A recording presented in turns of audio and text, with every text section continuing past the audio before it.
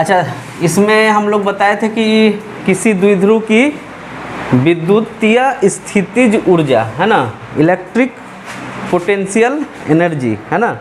इसके बाद हम लोग को पढ़ना है चालकों एवं विद्युत रोधियों की स्थिर विद्युतिकी। यानी कि अगर किसी चालक को या किसी अचालक को, अचालक समझते नॉन कंडक्टर, चालक कंडक्टर, उसको अगर हम किसी इलेक्ट्रिक फील्ड में डाल दिया जाए तो उसका व्यवहार कैसा होगा, है ना। तो सबसे पहले चालक का देखते हैं, ठीक है। तो यहाँ लिख देते हैं कि विद्युत क्षेत्र में चालकों का व्यवहार, है ना, behaviour of conductors in electric field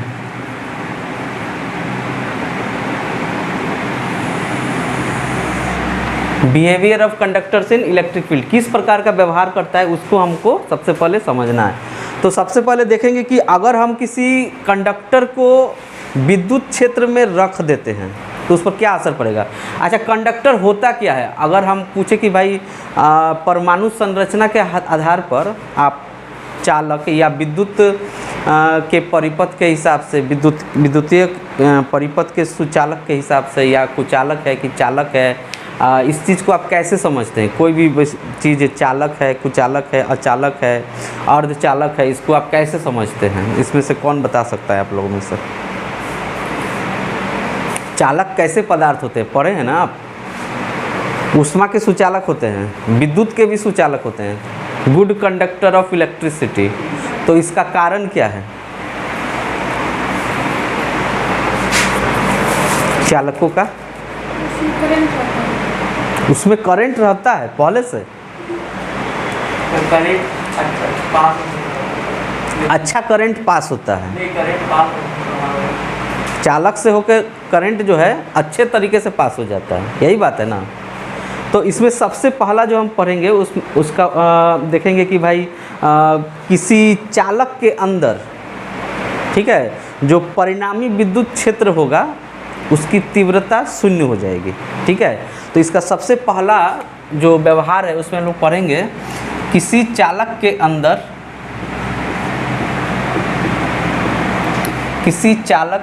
अंदर विद्युत क्षेत्र की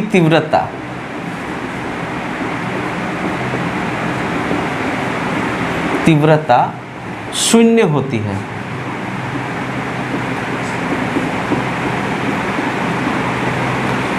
इसको इंग्लिश में कैसे लिखेंगे। द इलेक्ट्रिक फील्ड इंटेंसिटी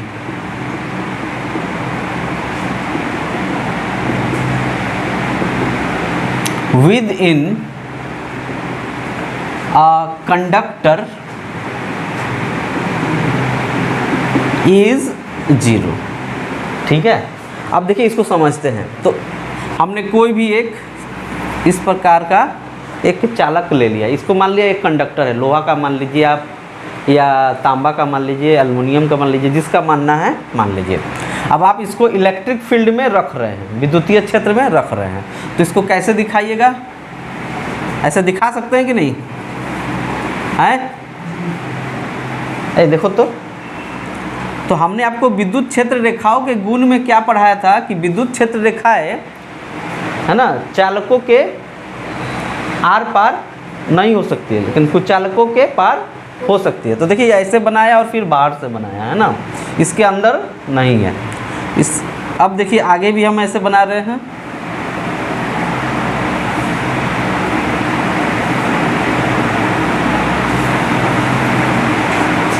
कोई दिक्कत। तो किसी भी चालक में है ना, इसको हम विद्युत क्षेत्र मान लेते हैं, बाह्य विद्युत क्षेत्र। तो किसी भी चालक में जो इलेक्ट्रॉनों की संख्या है और जो प्रोटॉनों की संख्या है वो आपस में क्या होती है, बराबर होती है। यानी कि सामान्य स्थिति में चालक या कोई भी पदार्थ, अब विद्युत उसमें क्या होता है, उसमें कुल आवेश का मान क्या होता है, शून्य होता है। यानी कुल धनावेश और कुल ऋणावेशों की संख्या क्या होती है, बराबर होती है। ठीक है, लेकिन चालक के बारे में आपने एक और चीज़ पढ़ा था, इसमें मुक्त इलेक्ट्रॉन होते हैं, फ्री इलेक्ट्रॉन पढ़ा था, केमिस्ट्री में पढ़ा था। और ये जो मुक्त इलेक्ट्रॉन है जब ये फ्री रहता है तो ये इसी के कारण, इन्हीं के बहने के कारण, प्रवाहित होने के कारण किसी परिपथ में, किसी इलेक्ट्रिक सर्किट में धारा का प्रवाह होता है। लेकिन इस धारा के प्रवाह को बनाने के लिए उस चालक में इलेक्ट्रिक फील्ड देना बहुत ज़रूरी है। अब आप इलेक्ट्रिक फील्ड कैसे दीजिएगा, तो किसी बैटरी से जोड़ दीजिएगा उसको। नहीं, जब भी आप ब्लैक बैटरी से जोड़िएगा तो प्लस और माइनस दो चीज़ बनेगा, दो टर्मिनल उसमें रहेगा, तो उसके बीच क्या होगा, इलेक्ट्रिक फील्ड बनेगा।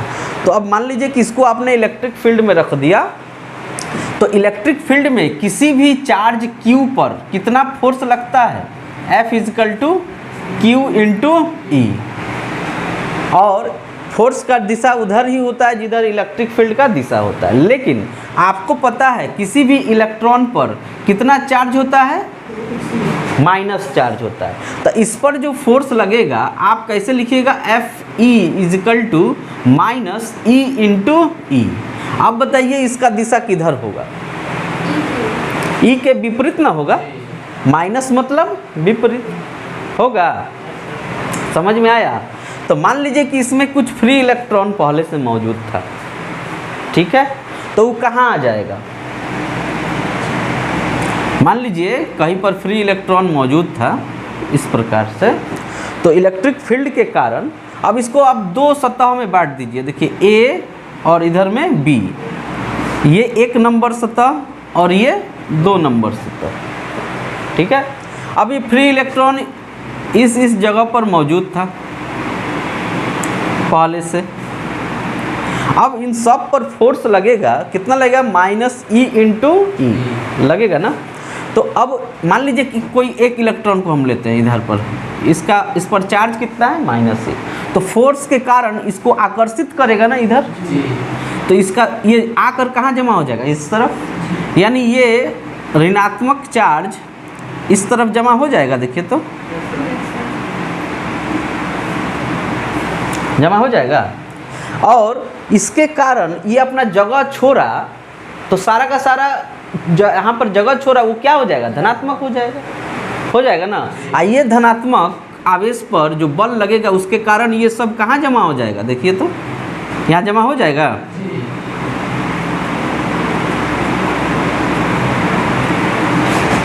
ठीक है, इसको मिटा दिया, ठीक है, कोई दिक्कत। यानी एक तरफ सारा ऋणात्मक आवेश और एक तरफ सारा धनात्मक आवेश। अब बताइए इसके अंदर एक इलेक्ट्रिक फील्ड बनेगा पॉजिटिव से निगेटिव की ओर, देखिए तो पता चल रहा है, सुगंधा समझी। इलेक्ट्रिक विद्युत क्षेत्र की दिशा, इलेक्ट्रिक फील्ड का डायरेक्शन पॉजिटिव से निगेटिव की ओर होता है। यानी इधर से आप दे रहे हैं, इसके अंदर भी एक बन रहा है, ये बन गया मान लीजिए E0, क्या बन गया, E0। तो परिणामी तीव्रता क्या हो जाएगी, चालक के अंदर परिणामी तीव्रता, ठीक है, यानी वेक्टर बराबर हो जाएगा, वेक्टर E आप दे रहे थे, अंदर में क्या था, E0 बना, इसके उल्टा है ना, परिणामी हो गया। ये दोनों आपस में क्या होता है, बराबर होता है। यानी आप जितना दे रहे हैं इसका परिमाण और E0 का परिमाण आपस में बराबर है। तो जब कोई भी जो चीज़ बराबर है तो उसके अंतर का मान क्या हो जाएगा, 0 हो जाएगा, यानी परिणामी तीव्रता 0 हो गया। तो हमने आपको लिखा है कि किसी चालक के अंदर विद्युत क्षेत्र की तीव्रता क्या होती है, 0 होती है। ठीक है, अब आप इसको अपने शब्दों में लिख सकते हैं कि भाई चालक में जो है मुक्त इलेक्ट्रॉन होता है, तो जब इसको किसी बाह्य विद्युत क्षेत्र में रख देते हैं तो चालक के एक भाग जो है पूरी तरीके से ऋणावेशित हो जाता है, क्योंकि सारा इलेक्ट्रॉन आकर्षण बल के कारण उसके सामने वाले हिस्से पर जमा हो जाता है, और चालक जहाँ से विस्थापित होकर आता है वह भाग पूरी तरह क्या हो जाता है, धनात्मक।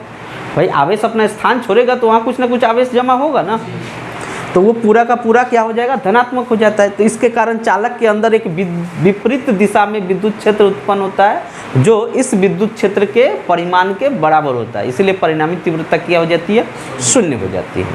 ठीक है, चलिए लिख लीजिए, है ना। There are large number of free electrons in a conductor, है ना। when a conductor is put in an external electric field,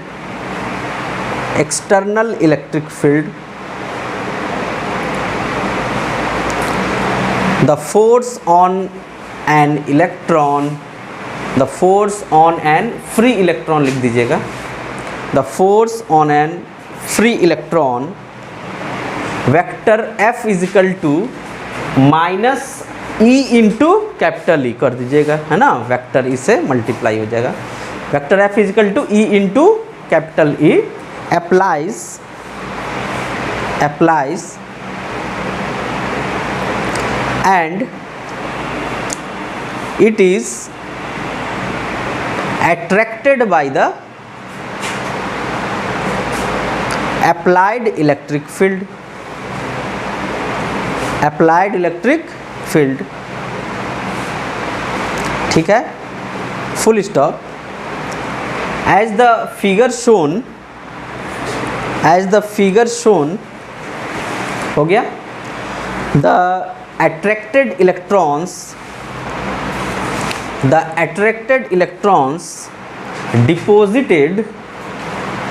deposited on the side 1 of the conductor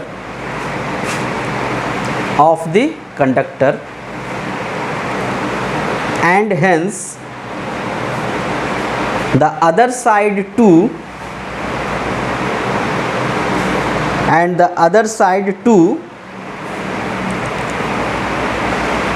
becomes positively charged,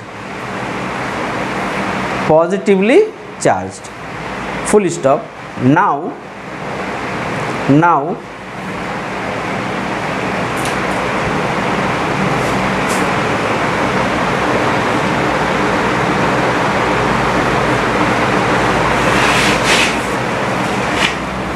an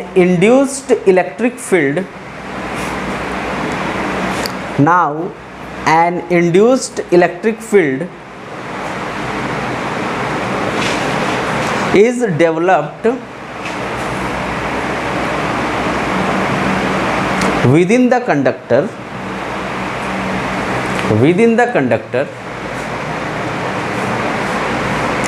which is just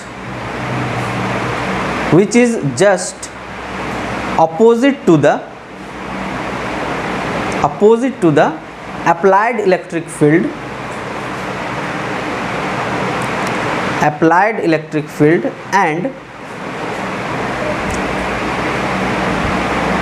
equal in magnitude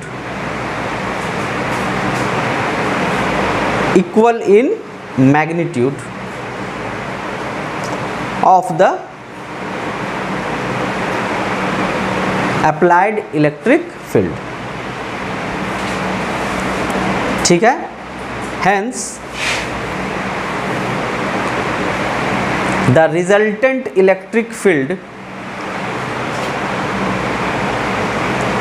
within the conductor hence the resultant electric field within the conductor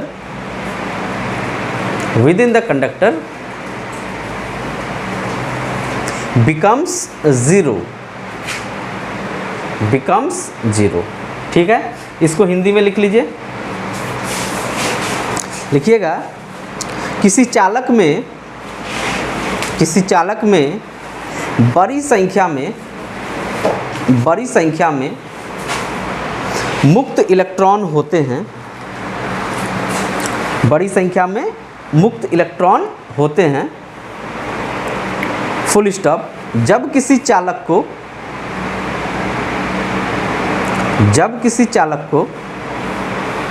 किसी बाह्य विद्युत क्षेत्र में रखा जाता है तो प्रत्येक इलेक्ट्रॉन पर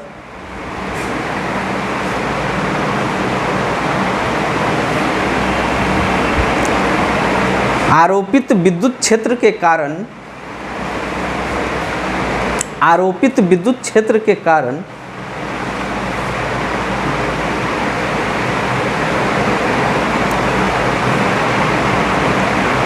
एक बल क्षेत्र के कारण एक बल F बराबर minus E into capital E लिखिएगा, ठीक है, यहाँ लिखा हुआ है नीचे वाला, ठीक है। F is equal to minus E into E लगता है ना, माइनस E इंटू E लगता है, हो गया। जिसकी दिशा आरोपित विद्युत क्षेत्र के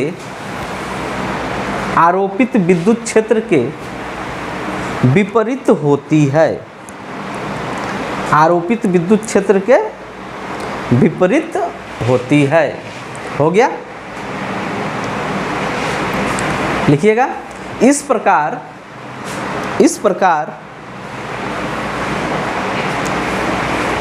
सारे मुक्त इलेक्ट्रॉन है ना, चालक के भाग एक पर जमा हो जाते हैं तथा चालक का दूसरा भाग धनावेशित हो जाता है। दूसरा भाग यानी भाग 2 है ना, धनावेशित हो जाता है, ठीक है। अतः इस स्थिति में चालक के अंदर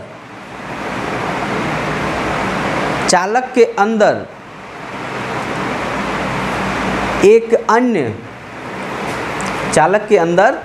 अन्य विद्युत क्षेत्र उत्पन्न होता है। विद्युत क्षेत्र उत्पन्न होता है जो परिमाण में आरोपित विद्युत क्षेत्र के समान परंतु दिशा में विपरीत होती है। इस प्रकार चालक के अंदर परिणामी तीव्रता क्या हो जाती है, शून्य हो जाती है ना। तुम लिख लिए हो ना रिजल्टेंट इलेक्ट्रिक फील्ड, ठीक है। तो ये था इसका पहला व्यवहार, पहला बिहेवियर था, है ना। अब इसके बाद हम लोग दूसरा व्यवहार इसका देखेंगे।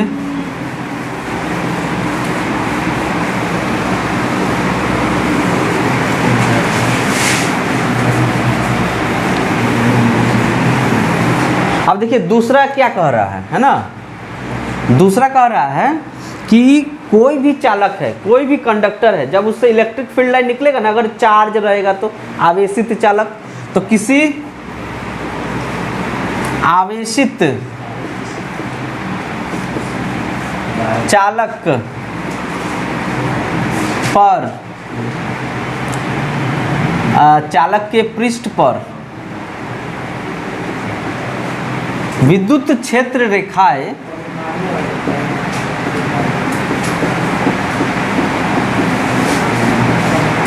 लंबवत होती है, लंबवत होती है। यानी इसको इंग्लिश में लिखना हो तो कैसे लिखेंगे? Electric field lines are perpendicular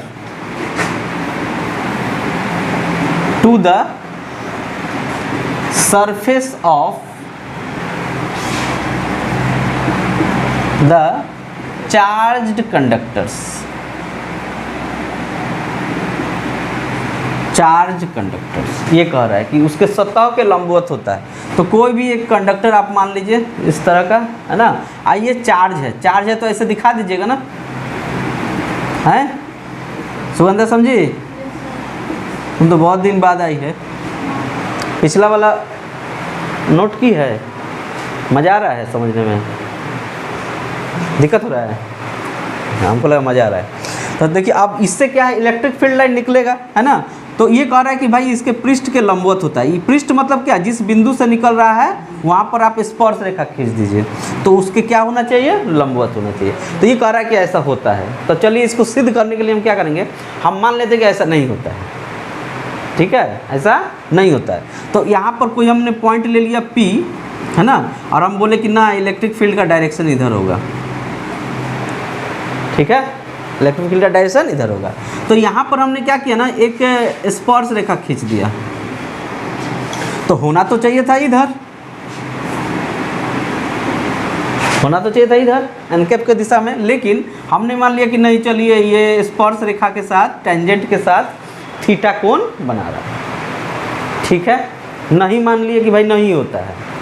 तो अब बताइए ये एक सदिश है, तो सदिश का जिधर थीटा कोण बनता है उधर कौन सा घटक होता है, क्षैतिज घटक, हॉरिजॉन्टल कंपोनेंट। नहीं तो ये क्या होता है, ई कॉस